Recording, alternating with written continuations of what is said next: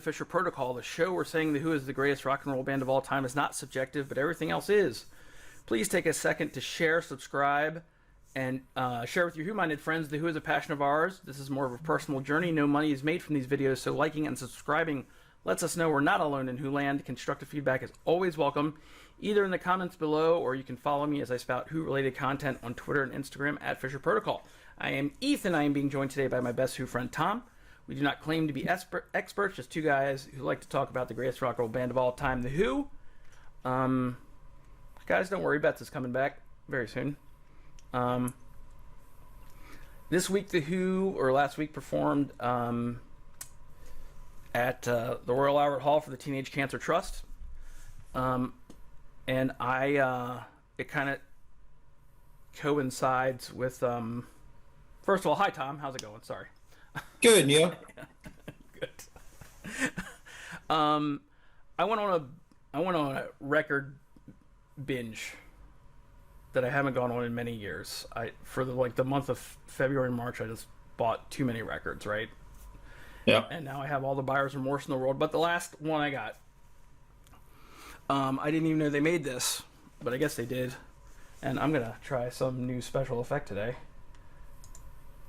Look at that. I bought this vinyl of The Who live at the Royal Albert Hall in 2000. Nice. And I know you got pretty excited and you saw it. I actually got it very pristine. It's a lot of records. It's a lot of record. There's 4 discs.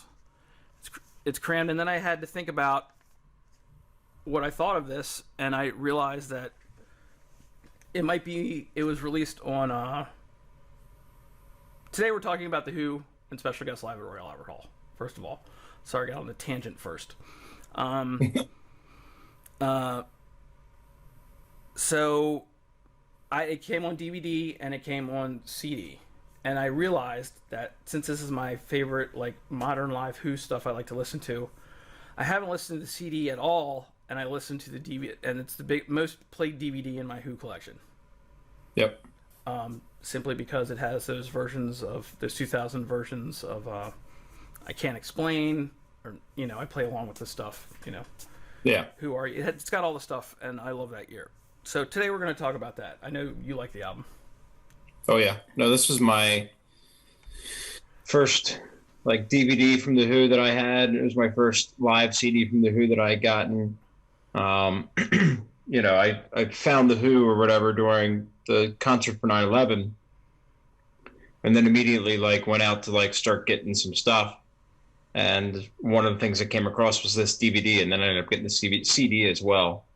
But yeah, this album is incredible for many reasons, much past the sentimental reasons for me. It's just top notch, start to finish. Yeah, and before we get started talking about it real quick, after thinking about it, when they reformed in 1999 after Quadrophenia is one of my favorite eras, and I just realized I had almost a whole chronicling of that whole time. So just do a quick timeline real quick with my new fancy extra camera here. In 1999, The Who reformed in their first concert back as a 5-piece with Simon Townsend and not Simon Townsend, sorry, Zach Starkey and John Rabbit Bundrick, right? Yes. That was the 5-piece that made up The Who at the time. And the first show they did was this Vegas Job reunion show right here. And you really get a sense of their evolution at this point, because this thing was almost a rehearsal. Right. Pete was really just getting used to playing the electric guitar again.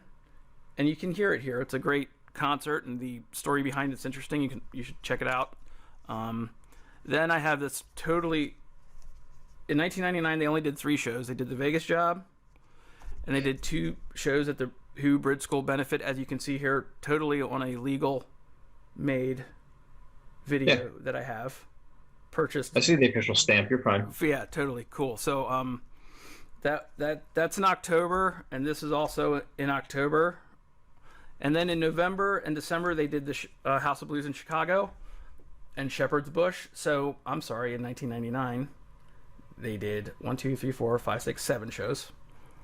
So the Blues to the Bush, which we already went over, is from those House of Blues, Shepherd's Bush, Empire shows.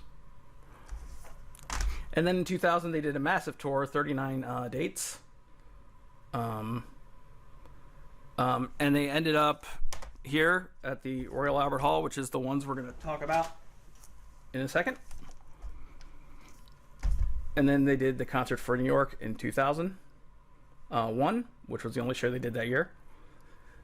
And in 2002, they did in January, to get ready for their tour, they did January 27th, 28th in Portsmouth, England, the 31st in Watford, England, and on February 7th and 8th, they did Teenage Cancer Trust shows at the Royal Albert Hall. And I bring that up because some of those tracks are going to be on the album we're going to talk about. Yeah. And then, of course, sadly, John Entwistle passed away, and then they resumed their tour on July 1st with Pino Palladino. So I thought that was an interesting timeline for that definitely. stuff.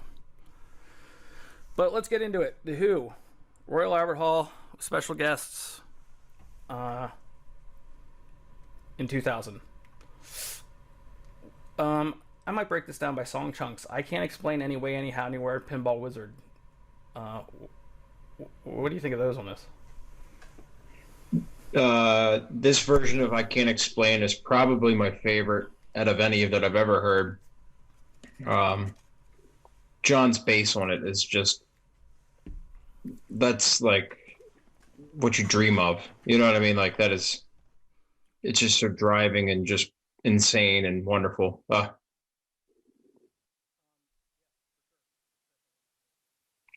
Can't hear you. It's definitely one of my favorite. It definitely comes. Was Pete wearing that blue shirt with the sunglasses? Yeah. And his long coat. It's just amazing. No, it is. It is as good as it gets. And again, this is like my first album, like first live album from the Who, first introduction to the Who, other than 9/11.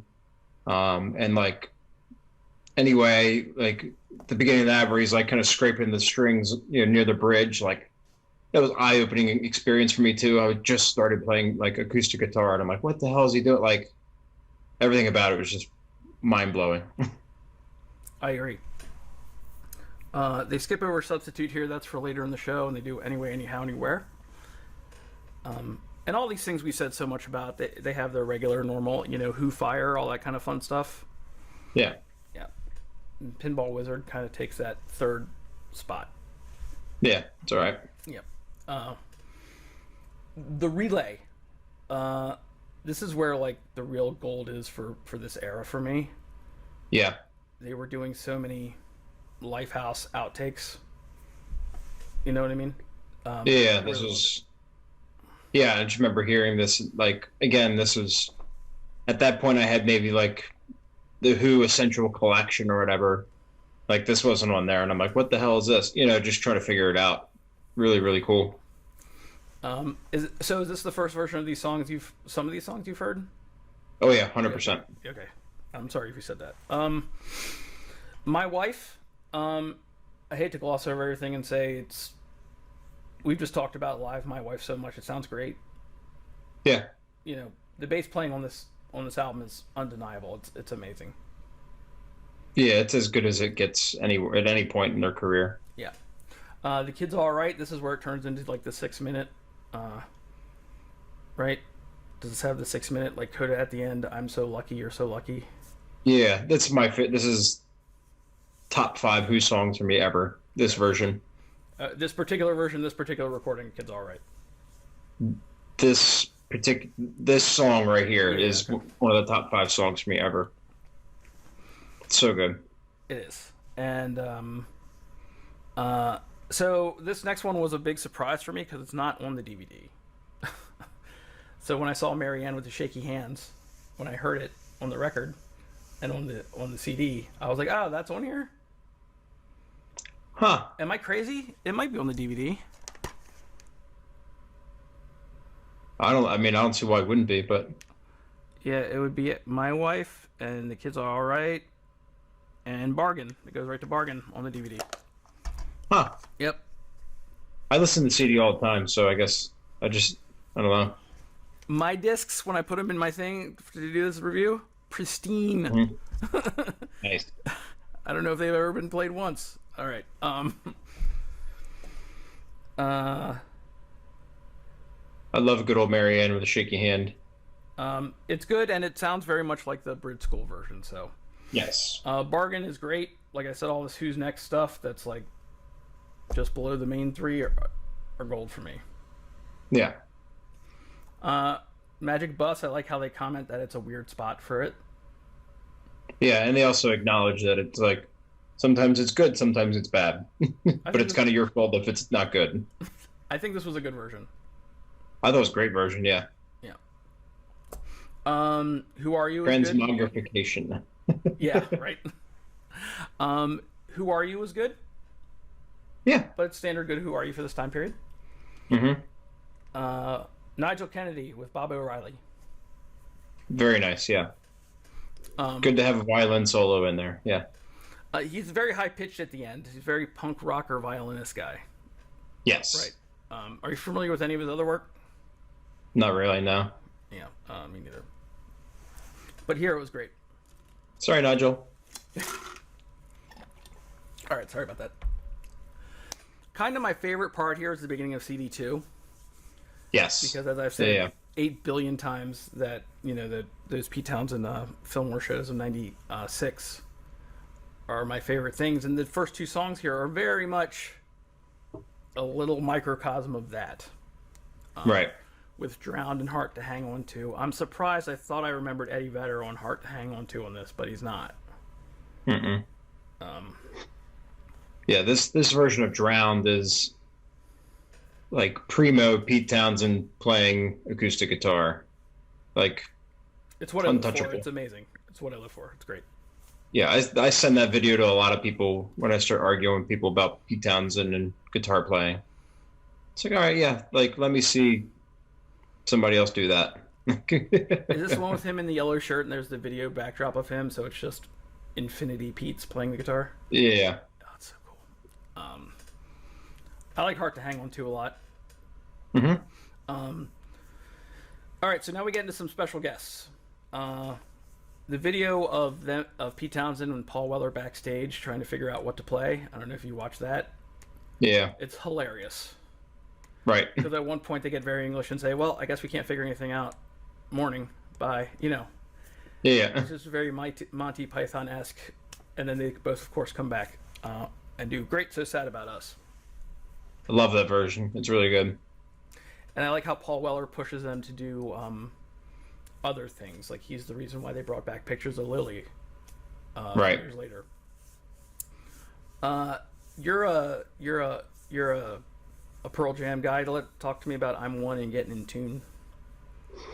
Yeah, both I think stellar versions, and we all know Eddie's a huge, I mean, like beyond huge fan of the band. So, and at this point, you got to think, all right, like it's one thing to go, yeah, Eddie Vedder's a big fan of the Who, but like this is Eddie Vedder like 2000, like he's still that's within 10 years of that band starting, kind of thing.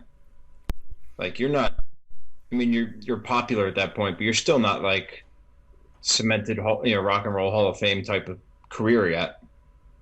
It's kind of crazy to think about that. Well, it's kind of crazy. That's got to be a huge thing for him. Can you hear me? Yeah. Yeah, it's kind of crazy to think that like he was also able to become friends with them while also be like a knee-shattering, knee-clanking fan. Do you know what I mean? Right. Yeah.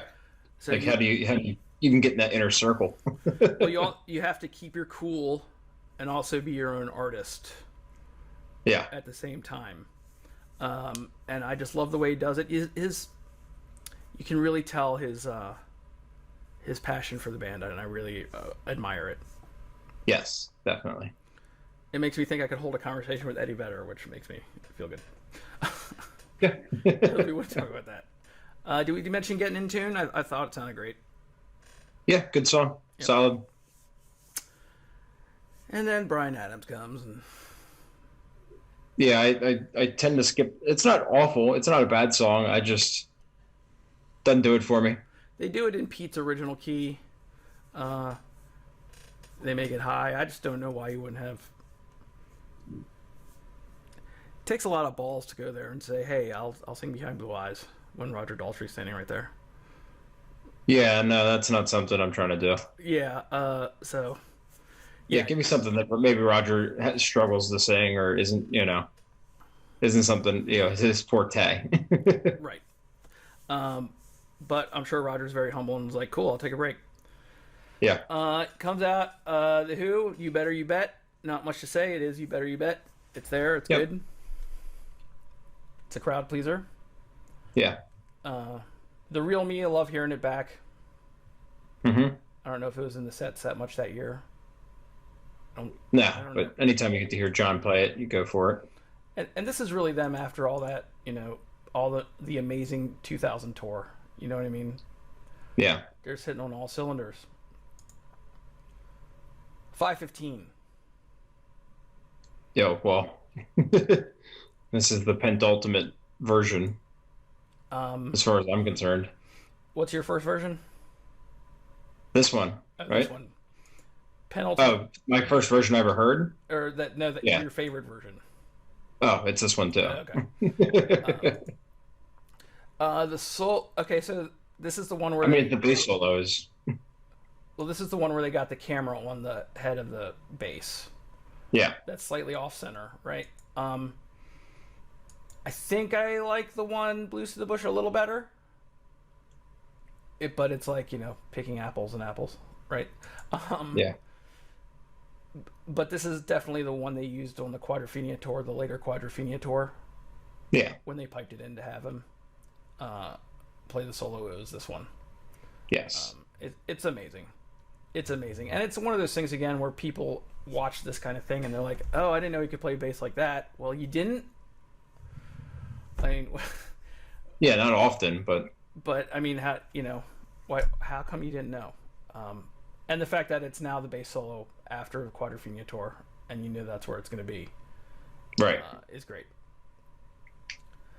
I really like Noel Gallagher a lot. I don't know if he added too terribly much to Won't Get Fooled Again. It's a good version of Won't Get Fooled Again. Yeah, I think it might be in the DVD extras. It's somewhere I've seen him talking about this experience, and he was just like shitting his pants. It was just Yeah. like, oh my God, like I can't believe I'm in he's like, I've played that song a cajillion times in my bedroom, and got up there and like spaced out. Like, No, I understand. But when I do solo myself in it, I definitely take his cue because I am even less of a good soloer than Noel Gallagher is. And Right. he can solo for sure. yeah, I'm not familiar with the Stereophonics, but I didn't really enjoy Kelly Jones's voice on didn't Substitute. do much for me. But Eddie came back for Let's See Action, Mm-hmm. which is that's one of those songs that like you talk to people about the Who and they're like, "Oh, I don't know that one," and it's insane to me that people don't know that.